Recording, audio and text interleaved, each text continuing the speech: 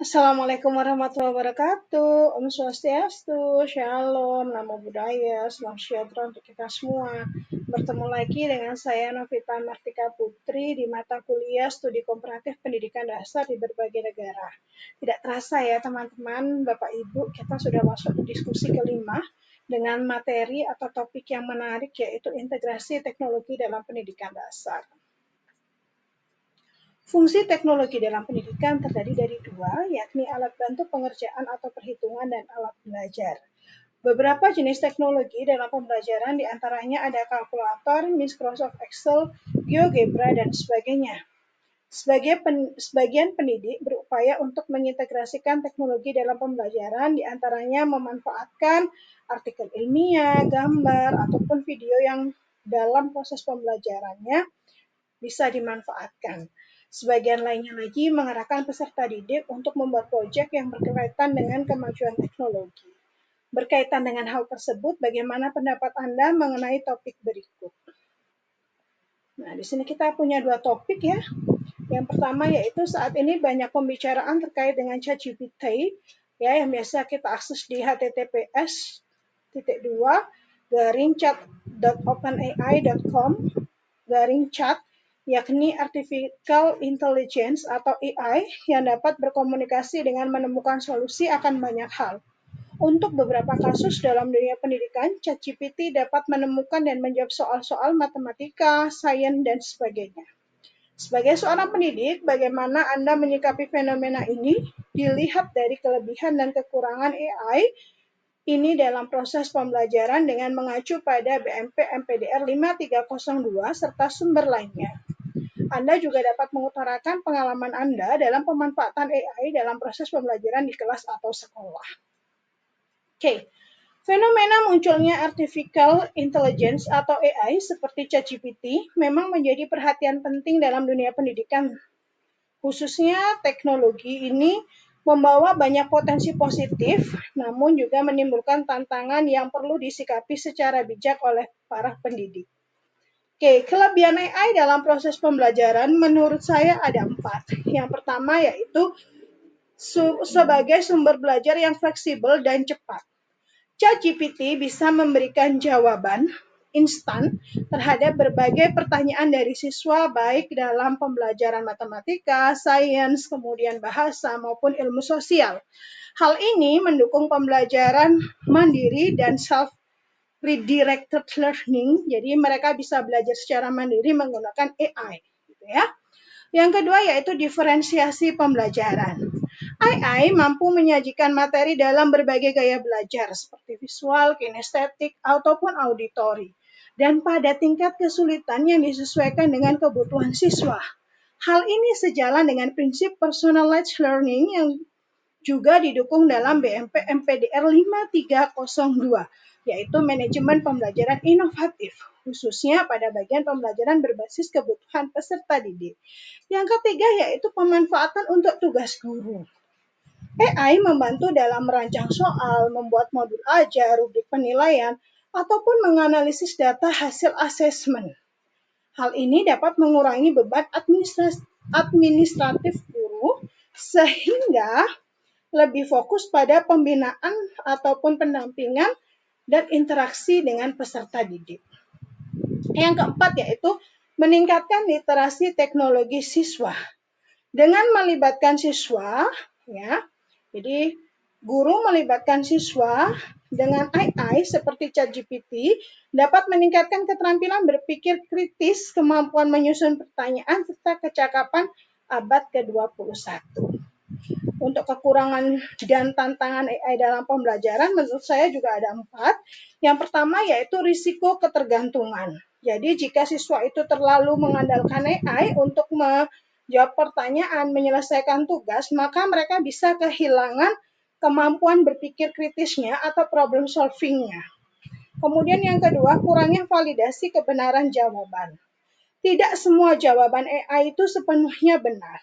Guru atau pendidik tetap perlu untuk melakukan cross-checking, ya, cross-checking, kemudian bimbingan untuk mengarahkan jawaban itu menjadi jawaban yang benar. Kemudian yang ketiga dari aspek etika dan plagiarisme, AI bisa digunakan untuk menjawab soal atau membuat esai secara otomatis yang berisiko menurunkan kejujuran pada siswa tersebut. Ya, jadi karena tidak dari pemikirannya sendiri, sehingga kemungkinan untuk plagiarisme itu sangat tinggi. Dan terakhir yaitu keterbatasan dalam konteks sosial dan emosional. AI tidak dapat sepenuhnya menggantikan sentuhan emosional, empati, dan pengalaman pembelajaran sosial yang diberikan oleh guru atau pendidik. Gitu ya. Oke. Kemudian bagaimana sikap saya sebagai pendidik? Saya menyikapi fenomena ini secara terbuka namun kritis. Teknologi AI itu bukan musuhnya guru, melainkan alat bantu yang bisa digunakan guru dalam proses pembelajaran.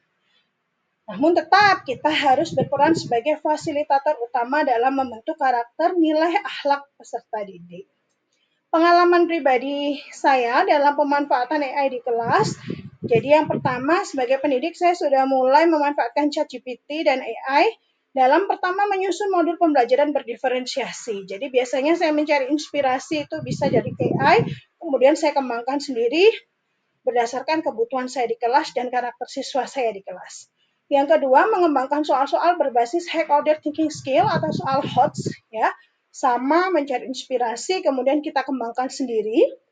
Kemudian menyusun pembelajaran kontekstual yang relevan dengan kearifan lokal, ya. Karena saya di daerah Tuban, jadi ya saya carinya yang daerah Tuban dan Kedonganan, begitu ya, inspirasinya. Kemudian memberikan umpan balik cepat bagi siswa yang membutuhkan tambahan di luar jam pelajaran.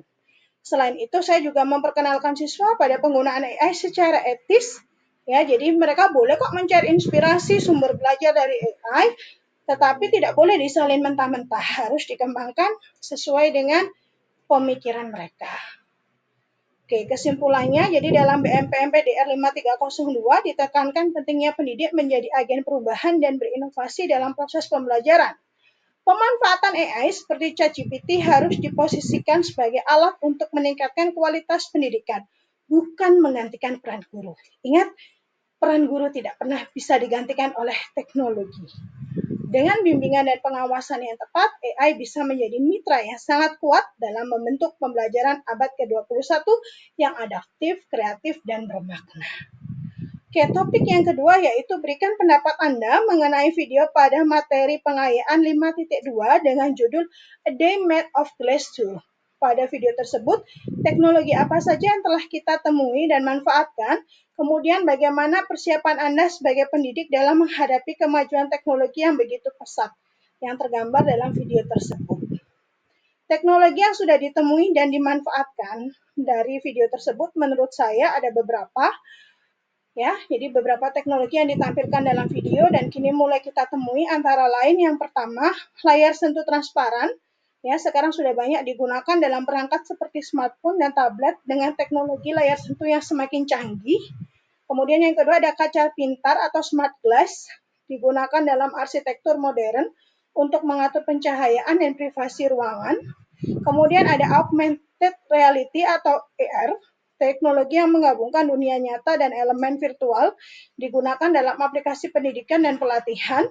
Dan yang terakhir ada Internet of Things atau IoT, perangkat rumah tangga yang terhubung dan dapat dikembangkan melalui internet seperti termostat pintar, ya, dari sistem keamanan rumah. Jadi sekarang itu ada namanya pasti rumah pintar apa rumah digital gitu ya, yang semuanya itu dia menggunakan teknologi.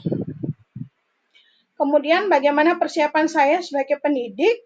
Persiapan sebagai pendidik menghadapi kemajuan teknologi yang pesat. Jadi saya memiliki beberapa langkah strategis. Yang pertama yaitu peningkatan literasi digital. Jadi menguasai penggunaan teknologi terbaru untuk mendukung proses pembelajaran. Namanya guru harus mau belajar sepanjang hayat dan mau menerima perubahan. Yang kedua yaitu integrasi teknologi dalam pembelajaran, jadi menggunakan alat seperti AR atau IoT untuk menciptakan pengalaman belajar yang interaktif dan menarik. Yang ketiga yaitu pengembangan kurikulum adaptif, yaitu menyesuaikan materi ajar dengan perkembangan teknologi agar relevan dengan pertumbuhan masa depan siswa. Yang keempat yaitu kolaborasi dengan industri teknologi, yaitu menjalin kerjasama dengan perusahaan teknologi untuk mendapatkan akses sumber daya dan pelatihan terbaru.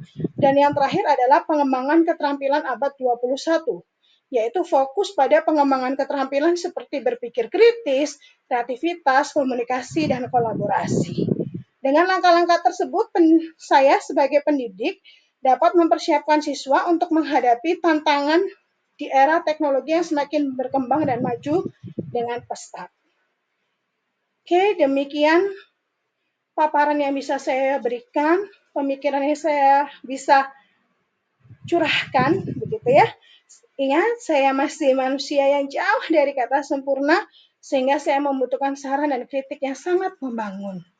Terima kasih sudah mau mendengarkan paparan saya. Saya tunggu saran dan kritiknya.